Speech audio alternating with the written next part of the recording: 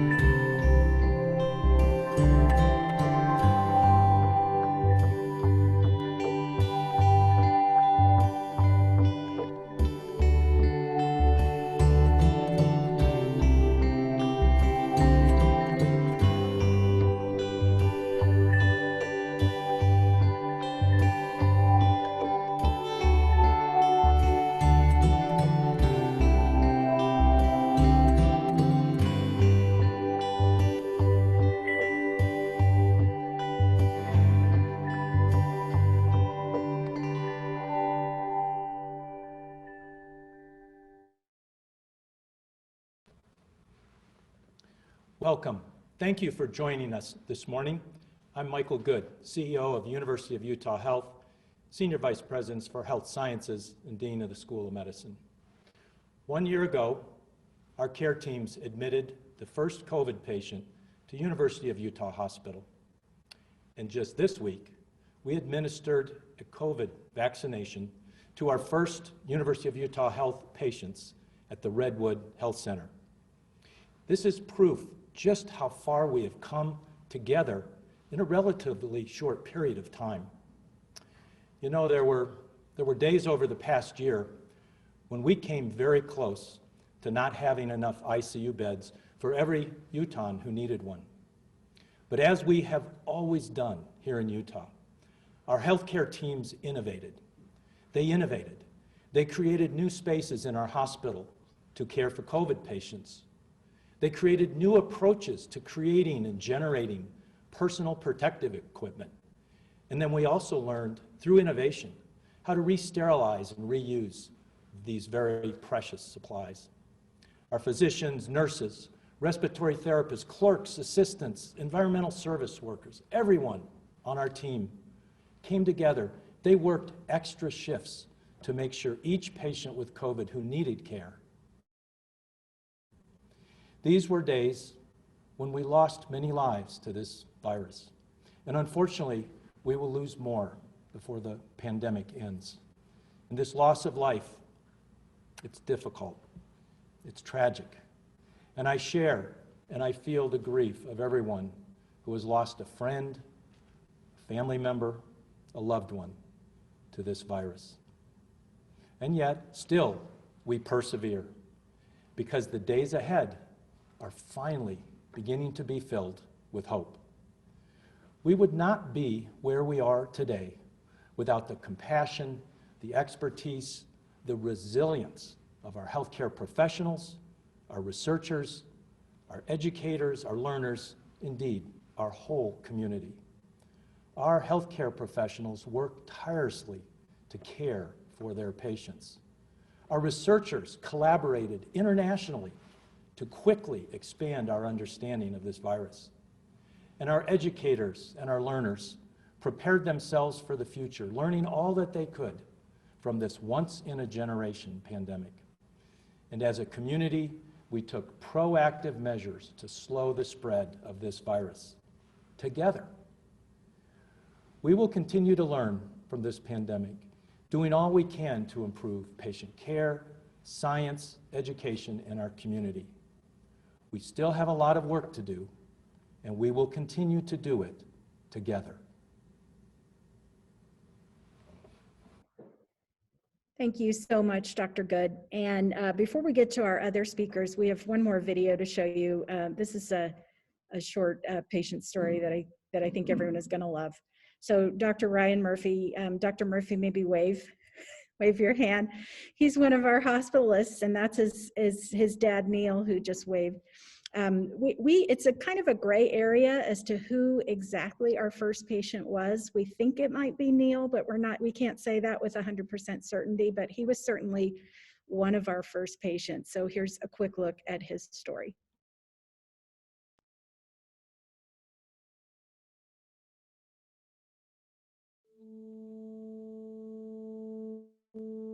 I told my son, I can't go to dinner with you. I'm just feeling really tired. Then I hit a wall. That night, I had a fever of 101 at 1 o'clock in the morning and chills. So I got some extra blankets on. At 5 a.m., I checked my temperature. It was 104.5. And I said to my wife, this is not a cold. About a day later, they said, it's COVID. That was the beginning of my grand adventure. My name is Neil Murphy, and I had COVID in March 2020. They said, let's consider the worst possible scenario, and I was immediately isolated from the other patients. I was very, very sick. They put a cannula, which is a little plastic tube in my nose, and gave me oxygen. When the diagnosis of COVID was made, they immediately isolated me even more strictly. They took me to a different ward. And then I wasn't responding to the oxygen. I needed increasingly higher amounts of oxygen through the nasal cannula, and it wasn't happening. They came to me and said, we may have to intubate you, and that's a serious step.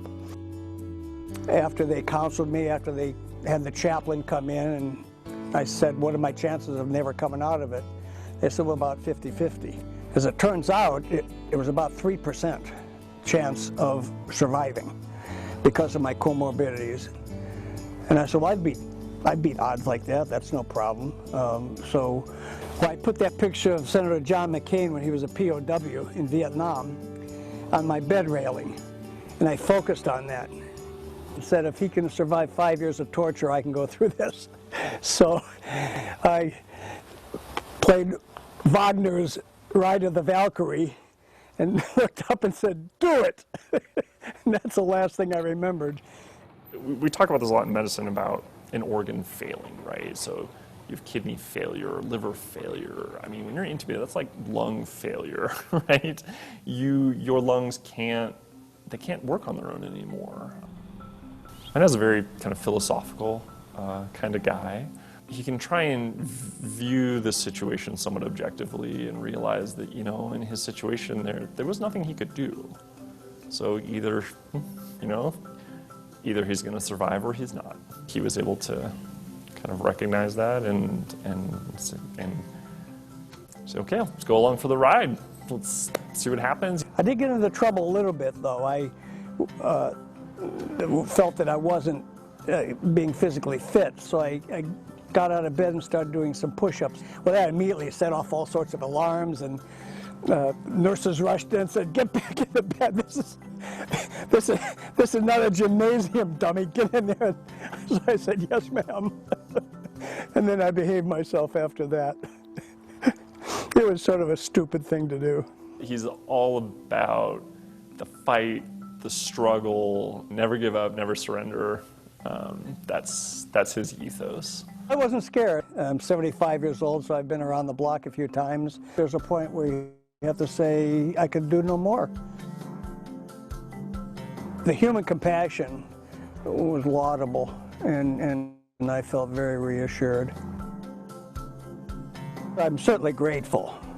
Miracles are helped along by the dedicated people that are in healthcare. That cannot be denied. They really are heroes. I would be a dead man without them.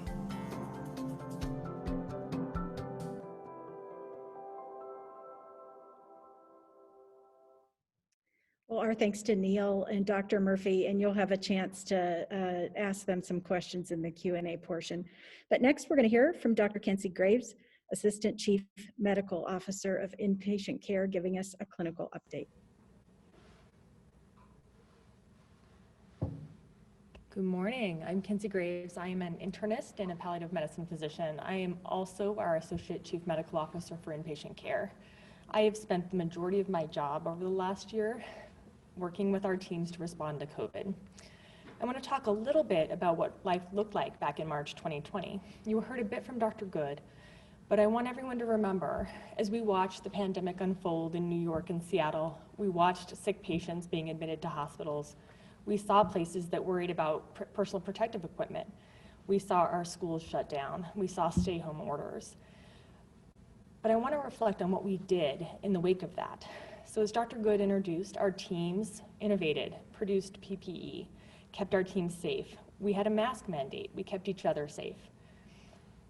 We established how important it was to know testing and test results so we could identify coronavirus in our patients and care for it appropriately. We set up 15 testing tents. In the last year, ARUP, which serves a national audience or a national customer base, has done 1.6 million COVID-19 tests. Here in Utah, for the University of Utah, they've done over 416,000 and almost 300,000 patients. We have done approximately 20,000 virtual or telephone visits per month to meet our patients where they're at in their homes. In the hospital in the last year, we have admitted almost 30,000 patients. That is all of our patients. About 1,600 of those had COVID-19. We compassionately cared for over 150 who did not survive that illness, at times holding those hands and sitting with those patients in their final moments. As Dr. Good mentioned, there were times we worried we wouldn't have enough ICU beds. And so when we started planning for this virus, we knew early on we had to find a way to do more. So our teams stretched our ICU capacity to 20%, and we were able to care for 20% more patients needing critical care for 5 months.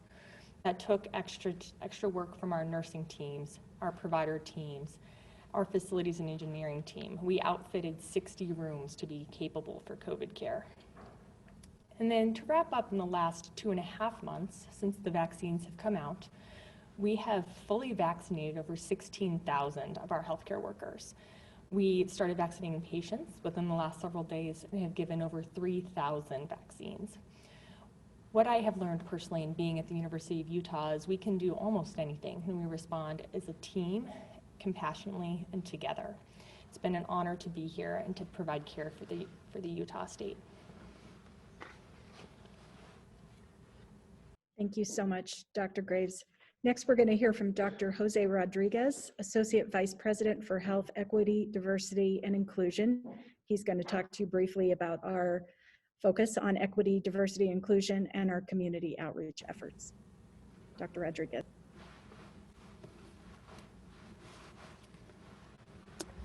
Good morning. This last year has been tremendously difficult and frankly impossible for many members of our community.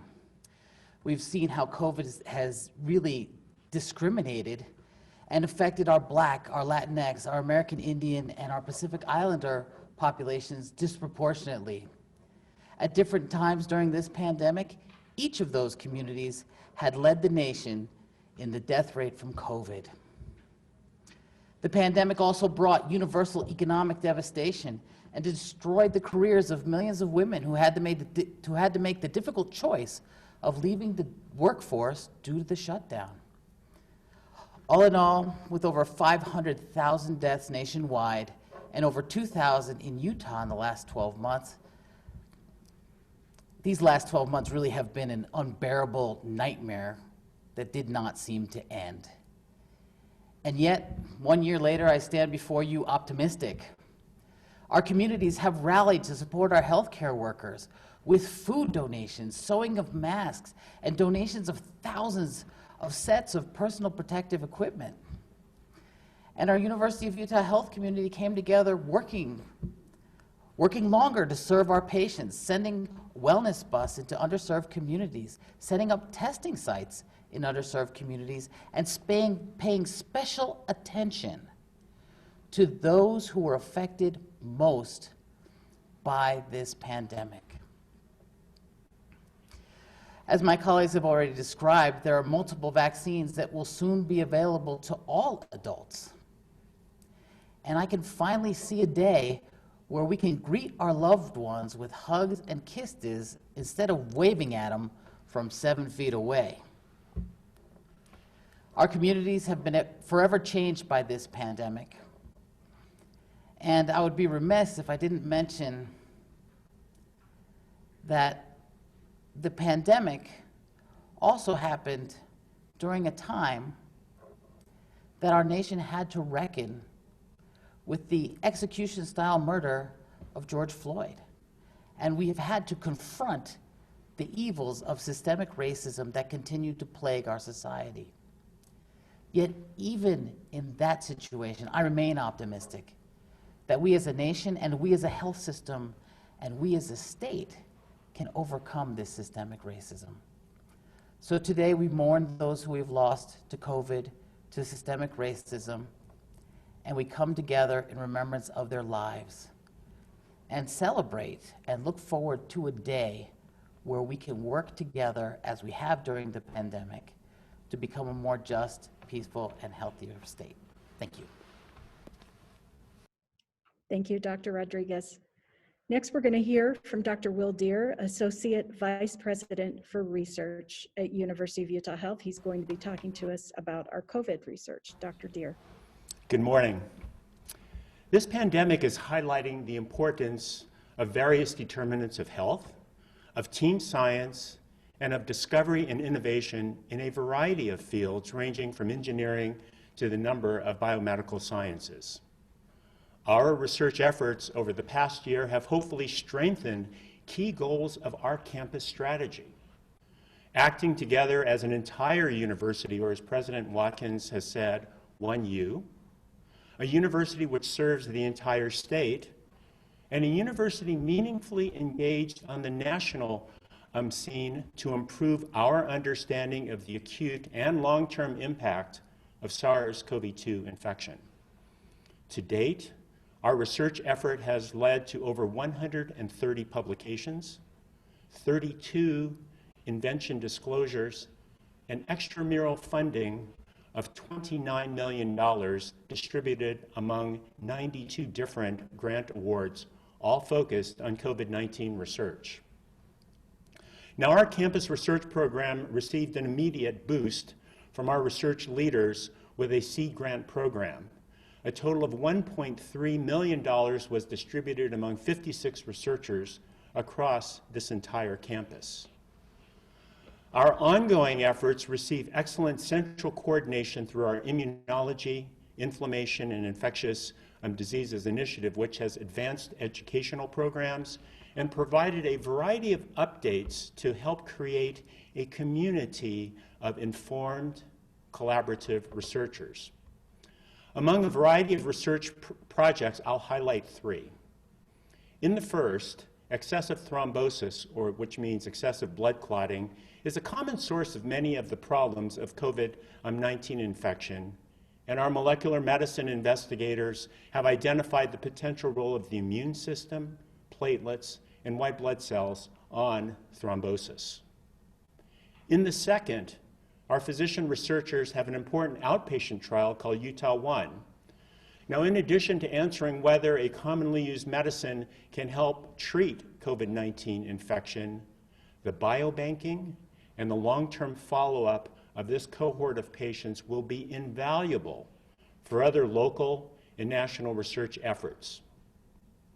And in the third, we are committed to serving the underserved population as witnessed by an important NIH-funded research project called Scale Up. This project seeks to increase COVID-19 testing and to create improved infrastructure to better care for underserved communities. We are incredibly proud of the work we've done, and we remain committed to focusing on science and research as a way to find better treatments and cures for COVID-19 and to serve our community during this crisis. Thank you. Thank you so much, Dr. Deere. And finally, we're going to hear again from Dr. Michael Good. We've heard about our research efforts, our outreach efforts, our clinical efforts, and Dr. Good is going to give us an update on our education. I want to shine a spotlight on our learners here at the University of Utah. Many of our students have had to modify their educational plans. They had to adapt quickly to virtual modes of learning. And remarkably, while navigating the abrupt changes in their educational journey, many of our health science students stepped forward to offer their help during the pandemic. They organized PPE drives. They brought supplies for the Navajo Nation. They staffed our COVID public information hotline and so much more. And despite a very challenging year, we saw our campus community rally together to make sure every student, every learner could continue their educational journey, get back to clinical rotations, and still graduate on time. In 2020, more than 1,400 students graduated with degrees in health, nursing, pharmacy, dentistry, and medicine. Today, our students are once again caring for our community. Medical and nursing students are seeing patients, and pharmacy students are administering our COVID vaccines. And in many ways, our faculty believe the class of 2020 is perhaps better prepared than any. They have had the unique opportunity to learn the pandemic. Interestingly, the pandemic has inspired a record number of applications to our health professions schools. Some have called this the Fauci effect, the increasing applications to medical and nursing school. Here at the University of Utah, medical school applications are up 10%, and applications to our nursing school are up over 26%. Our students are our future, and they will continue to learn from this pandemic, using its lessons to help us improve the quality of life for all. Thank you so much, Dr. Good. And we're going to open it up now to Q&A. And in addition to our four speakers, we do have some other experts on the line. We have Dr. Sankar Swaminathan, who will be available to answer specific questions about COVID-19. We have other experts who can answer questions about testing, about our vaccines. And we also, as a reminder, have Dr. Ryan Murphy and his father, Neil, who's coming to us from California. And so Dr. Murphy and Neil, the first question is for you from the Salt Lake Tribune. They'd like to, first of all, hear how you're doing, Neil. And a question for both Murphys. There's an old saying about doctors making the worst patients. Is the same true for doctors' fathers? How good a patient were you, Neil? Well, the video revealed some of my shortcomings. Sometimes I'm a little too enthusiastic, but Actually, it helped me because intellectually I could understand what was going on. And I knew that patients who don't fulfill their responsibilities, patients have responsibilities too, make it harder for the doctor to work. So I was keenly aware of that. And my overzealous collaboration was modified very, very quickly. So I think being a scientist actually helped. And how are you doing now? Oh, I have a few very minor cognitive problems, but I see them getting better. But I'm told that with viral infections, one must calculate a prognosis in terms of years, not necessarily months or weeks like a bacterial infection. So I'm optimistic. Like you said, I'm a philosophical guy. I studied philosophy in college, and so I realize that optimism is a choice, not necessarily a conclusion. It's an existential choice. So I choose to be optimistic, and that's helped a lot. Thanks, Neil. Ryan, what would you say about the experience of your dad was visiting you from California when he got COVID? He was treated here in our hospital. What was that experience like for you? Yeah, no, I mean, I can definitely say it's not a great experience. Nobody wants to see a loved one get sick, and it was definitely hard. I mean, it was those first few days we weren't sure if he was going to make it, and we talked about possibilities if he didn't. We said goodbyes just in case. But I really do like to focus on how lucky we were. I'm lucky that he was here, that he was visiting at the time when he got sick. He was able to be hospitalized at the institution I work at with people I know. And lucky that, again, we were able to communicate with him still. We were able to say goodbye just in case ahead of time. I think this pandemic has robbed too many people of too many family members and too many loved ones, and often too abruptly and unexpectedly. And so I'm just grateful that it wasn't a great experience, obviously, but there's so many things I was lucky that we were lucky about, and I recognize that, and I'm grateful for that. Thank you so much. Next, another quick question for how long was Neil here before he started feeling symptoms? Was it determined that he got it in Utah or California? Do we know the answer to that? Neil, do you want to take that? Do you know? Yeah, in retrospect, I think I caught it on a plane from Los Angeles to Salt Lake City. And thank you for not calling me patient zero. I don't need hate mails. Yeah, I think that was it. I think it was an airplane. I did some investigation on airline ventilation. It's rather sobering. Yeah, okay. I'd say I think I actually brought the flight in on the 26th or the 27th of February, and I had symptoms in early March. And how long were you in the hospital, Neil? I was in 13 days in ICU, about 10, as I recall, and on a ventilator for 5 days.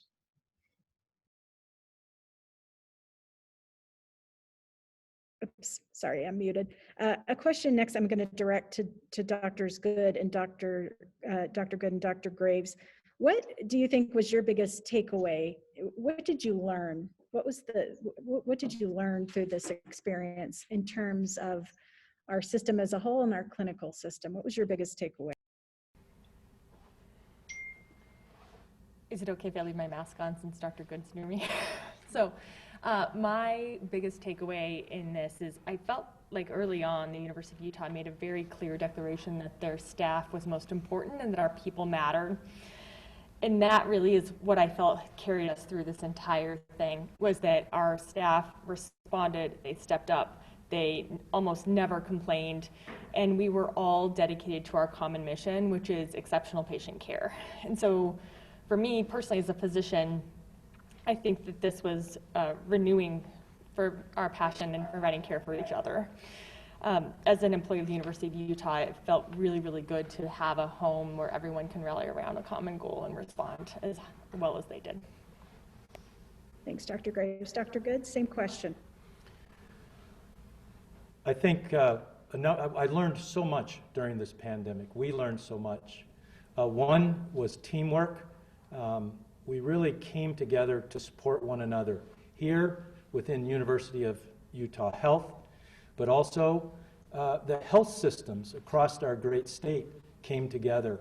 And there were regular, and there continue to be regular meetings and gatherings of the healthcare teams from University of Utah Health, from Intermountain Healthcare, from Stewart Healthcare, from HCA, and other healthcare partners throughout the state.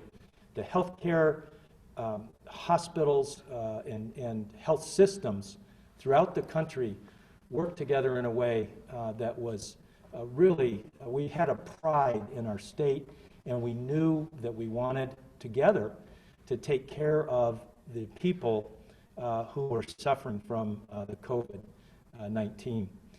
I also was amazed at that partnership that our state governor, leaders of our Senate and House, our legislature, our government, business community leaders came together with leaders in the health systems to do our best with a situation that was new. There were more unknowns than knowns. And so government, business, and health came together. And all of these teams, we use the phrase often, team of teams. These teams came together and they had to act quickly because we knew we had to outrun. As we look back on this one-year anniversary, I think here in Utah, we have a lot to be proud of how we've handled this pandemic. Hey, Dr. Good, I'm gonna keep you up there for a second. And I know we have some questions in Spanish too, but while I have you up there, a question for you. What aspects of the response to the pandemic do you think we'll continue to do or should do when we're done with COVID-19? There are many things we've learned and many things we've done during the pandemic that will continue long after coronavirus is either minimized or gone. For example, we've advanced telehealth, virtual health, communicating with patients through audio-visual communication.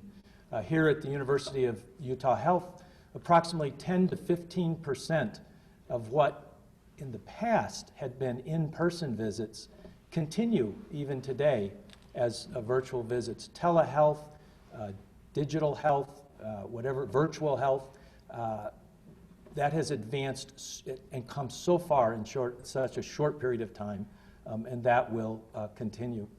I think the way we work and the workplace is going to be different as we come out of this pandemic.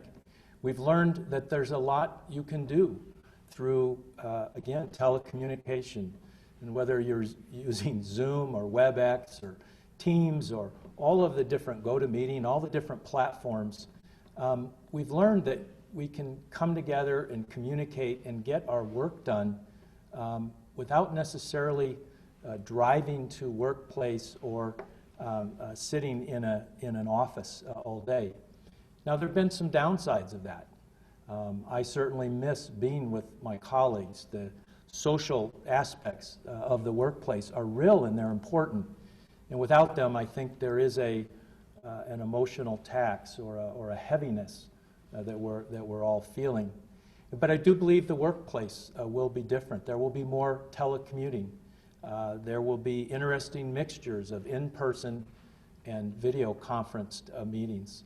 Those are just a couple examples of things that I think will persist after this pandemic winds down. Thanks, Dr. Good. Dr. Shankar Swaminathan, I have a question for you. The question is about thoughts on when we might open a long haulers clinic, a clinic for long haulers here at University of Utah Health. Do you have some information on that? That's actually already in progress. There's various physicians in various groups in medicine and other specialties that are working on coordinating following those patients longer term and looking to see if we can learn something from them and what we can do to improve some of these less well understood longer term effects of COVID. Great, thank you, Dr. Swaminathan. A couple questions for Dr. Rodriguez. Dr. Rodriguez, this is an English question, and then I also have a Spanish question for you. But some thoughts on the governor's expansion of the vaccine yesterday. Are there any specific efforts underway to help the underserved community, Latinos, African Americans, et cetera? Are we doing anything at University of Utah Health specifically to support these communities in getting vaccinated? Well, thank you for that question. And this has been a focus of our health system throughout the pandemic. And right now, there are many things that our system is doing, starting essentially with where we're giving the vaccines. Redwood was one of the first centers that was given the vaccine to give to patients because of its strategic location in an underserved area. So that was one of the reasons, and that was one of the things that we've done. And we've also targeted our outreach. We recognize that there are certain health conditions that put people at very high risk of having a bad outcome from COVID-19. But the truth is that there are other societal factors that also put patients at high risk of having a bad outcome from this disease. And so we have tried to address that through our outreach efforts, through our strategic planning of appointments, and through our strategic placement of vaccine sites. And I'm delighted to hear and to learn that we are continuing to re-examine what we're doing to make sure that we are getting the vaccine to the right people who need it the most first. And I'm going to keep you up there, Dr. Rodriguez. Alfredo, I'm going to ask you to unmute and ask your question in Spanish. Sure. Can you hear me? We can. Ok, doctor Rodríguez, ¿cómo ve usted el futuro de la pandemia en los próximos 6 meses? ¿Cómo veo el futuro de la pandemia en los próximos 6 meses? Yes. Estamos La verdad ganando es que yo no soy adivino, así que voy a tratar de contestar esto en la mejor forma. Lo que estamos viendo ahora es que con los números de vacunaciones subiendo, estamos viendo que también los números de casos de COVID-19 están bajando. Y yo creo que esa tendencia va a continuar. Entonces, con más vacunas vamos a tener menos infección. Y eso es buena noticia para todos nosotros. También con menos infección hay menos muertes, hay menos hospitalizaciones. Y esas cosas también van a suceder en los próximos 6 meses. Lo que sí creo que no debe de cambiar y lo que no va a cambiar es lo que estamos haciendo con estas cosas. Con las mascarillas o cubreboca, como ustedes quieran decir. Las precauciones que hemos tomado durante la pandemia necesitan continuar por ahora y por los próximos 6 meses. Acordémonos que fue usar mascarillas, lavar las manos, quedarnos en casa cuando estábamos enfermos, mantener distancia física de 2 metros. Esos cambios realmente ayudaron mucho para, pues, no debilitar el virus, pero para demorar la contaminación con el virus. Y en los próximos 6 meses debemos de esperar que esas medidas van a continuar. Y francamente, en la ausencia de COVID, el usar las mascarillas realmente ha sido de beneficio para todos. Hemos visto que cosas como la influenza o las infecciones de niños, infecciones respiratorias, esas cosas realmente casi desaparecieron este año por las precauciones que habíamos tomado por el COVID. Así que muchas de las precauciones deben de continuar por los próximos 6 meses. Yo sí veo un día que vamos a poder quitarnos las mascarillas y estar juntos, pero en los próximos 6 meses yo creo que va a ser prematuro decir que eso va a suceder.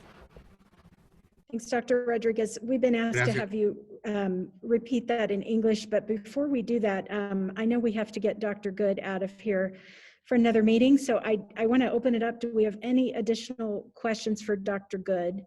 If we do, now is the time to ask. Any questions for Dr. Good? Okay, so I'm going to have you repeat, Dr. Rodriguez, that question in English, and then we're going to have a question for Dr. Deer. Thank you so much, Dr. Good. Okay, so the question was, in the next 6 months, how do you see the future of this pandemic? And so I started out answering saying that I'm not a fortune teller, so it's going to be hard. But I will say that as the vaccines have increased, the amount of infections have been decreasing, and that has also brought with it a decrease in hospitalizations and a decrease in death, which are all wonderful things. And I think we should continue to see that happening. But at the same time, I think we should kind of recognize what got us to this point, and that is what made it so many people actually didn't get affected and so many people survived was the fact that we were using masks and we were washing our hands and we were maintaining this 6 to 7 foot distance between each other, and we were staying home when we were sick, and we were going to see our healthcare providers when we needed them. And frankly, in the next 6 months, very few of those precautions should change. We probably still need to keep that mask on, and still need to be washing our hands like crazy, and still need to be staying home when we're sick, and still need to be seeing our doctors and our healthcare providers when we need them. The bottom line is this: the good news of how the masks have helped COVID is also good news because of other things that it's helped. Things like the flu, RSV, those were big deals in the wintertime in our community, and they're virtually non-existent this year because of the precautions we've taken. And it's a lesson to us as to what we should be doing in the future. Because a world without flu, because of masks and washing hands, is much better than the world we have today. Thanks, Dr. Rodriguez. Dr. Deer, I have a question for you. How important was science? I think we all have an understanding of how important medicine was during the pandemic. How important was science during this pandemic, and what role did science play? There's a breadth of different disciplines in the field of science. There's the biological sciences, the engineering sciences, the sociologic sciences. So it's a very, very broad question. Let me just go from basic all the way to the impact of the scientific approach to identifying the potential interventions for SARS-CoV-2 infection. First of all, the role of science was critical in developing our vaccines. Understanding the spike proteins, S1 and S2, for SARS-CoV-2 was really, really critical to developing the first 2 vaccines, which are brand new messenger RNA vaccines, very, very new platform developed by a combination of public-private partnerships in reality. So the role of science was critical there. The role of science was also critical in identifying potential early interventions for seriously ill COVID-19 infected individuals. For example, a large study looking at dexamethasone demonstrated a benefit for people who were seriously ill, and that was done in a scientific way by investigators based in the United Kingdom. So that's another example of the importance of science.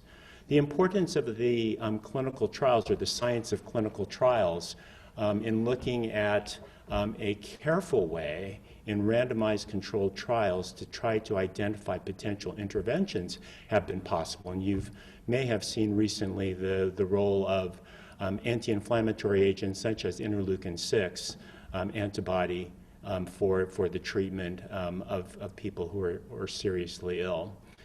And let me kind of emphasize the importance of a variety of sciences in looking at determinants of health.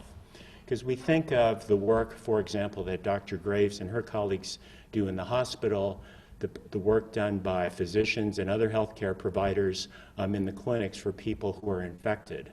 But there is a very, very important role for looking at the various other determinants of one's health in our society. And COVID-19 infection has had an impact on other aspects of health, ranging from loneliness to the impact on our education system. And we are carefully, from a research perspective, looking at those factors which can improve or be detrimental to one's health, and looking for ways that we can better approach mental illness, a sense of loneliness, educational deprivation that occurs from excessive virtual learning and the like. So it's very, very broad, and the research community, in combination with the education, the clinical, and our community partners, are really trying to approach these variety of issues related to COVID-19 infection in an integrated manner. Thank you, Dr. Deere. I'm going to go back to my news roots here. This just in. We just got an update today that up to this point, University of Utah Health, we've been focusing our vaccine rollout to patients to only those with existing, with specific medical conditions. But as of today, we are updating that to be in alignment with what the governor announced yesterday. So we will start vaccinating anyone 50 plus and anyone 16 plus with the designated medical conditions. So Dr. Kavish Chowdhury, I know you're on this call today. I don't know if you want to give us any more updates to that. Yeah, thank you, Kathy. So just to reiterate what Kathy just mentioned, we are releasing our templates so we can actually schedule more patients. So Monday, Tuesday, and Wednesday, we'll have the Johnson & Johnson vaccine available at our Farmington Clinic, our Sugar House Clinic, and our South Jordan Clinic. Redwood will still continue to have the Pfizer vaccine throughout next week. And then starting Wednesday next week, again, we'll have the Pfizer vaccine available at the main hospital. Our biggest push, though, is don't delay. If you have the opportunity to get an appointment, get the soonest one available and get your shot. This is great news that the governor has allowed us to lower the age and expand who gets the vaccine. So we're very excited to treat our patients, and the notes will be going out to the patients here very shortly. Okay, and to clarify, you still need to be a patient at University of Utah Health to get your vaccine with us. Is that correct? That is correct. Okay. Okay, any other questions from media? Otherwise, I think we're gonna wrap it up. And again, we'll be sending out a recording of this press conference along with the electronic press kit that includes everything you saw here today, or 2 videos, plus a package of B-roll and some photos. So thank you all for joining us today. And I'm going to give a special thanks to Neil Murphy joining us from California. Thank you for sharing your story with us. It's quite remarkable. And thanks to all of our students, faculty, staff, all those who are serving our community during this remarkable year. Thank you, everyone.